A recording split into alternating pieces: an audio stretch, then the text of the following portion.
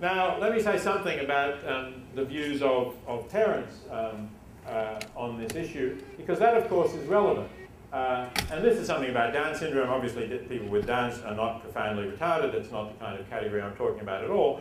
But I did want to just give you a couple of comments that I've had when I've spoken about this issue in terms of the views that parents have. Parents, obviously, do have a say in how their children should be treated. And I think that that's tremendously important. So that in debates about, for example, infants born with Down syndrome and other complicating conditions that required surgery, some parents have said they didn't want surgery performed because they didn't want to have a child with Downs. Other parents have said that they did. And some have said, as Anne Bradley has said here, that some people with children with Down syndrome wish that all of their children had this extraordinary syndrome, which replaces anger and malice, deletes anger and malice, replacing them with humour, thoughtfulness and devotion to friends and family. So that's fine for parents who have this view and make that choice, obviously. But there's also the contrary view that I've had expressed to me in letters when my views have been publicised on these issues, about parents whose children have been saved by doctors when they were born, in this case an extremely premature baby, although not actually as premature as many who are saved now, but who's had a lot of problems.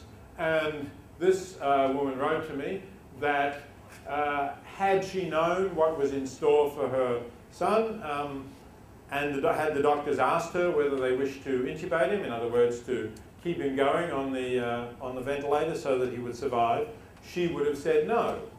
She would have said that would have been a gut-wrenching decision, but it would have been for the best, both best for her son himself and for the family and the other children.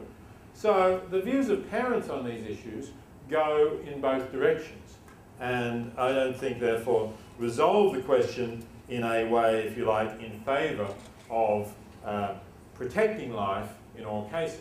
Rather, the arguments that I have suggested imply that parental choice ought to have an important role in decisions, at least in decisions for those with profound mental retardation, maybe in others as well. I want to mention also the case of Ashley that received a bit of publicity last year. For those of you who heard about it, this was the case of a girl in Seattle. There was some dispute about how profoundly or severely her cognitive disabilities were. It was said that she can't walk or talk, keep her head up, roll over, or sit up by herself. She was fed with a tube, she didn't swallow. And the case was controversial because her parents used growth attenuation to make her, keep her small and make her easier to care for, which involved operations like hysterectomy, removal of breast buds, and some hormone treatment so that they could still continue to pick her up and keep her with them. And they said that this was in her interest, in her benefit, so that she could travel on family holidays with them and so on. Also, they said to protect her from possible sexual abuse. Now, it was a controversial issue. One of the things that I don't really agree with is a claim made in this Los Angeles Times article about it, which says this is about Ashley's dignity. Everybody examining her case seems to agree at least about that. Well, I mean, again, as I said before, the term dignity is a very vague term. I would say it's about what's in Ashley's best interests.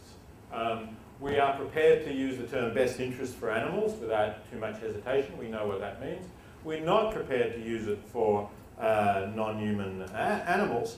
And I don't really think that someone as developmentally disabled as Ashley is described as being is actually someone with dignity in a sense that we're prepared to deny to non-human animals.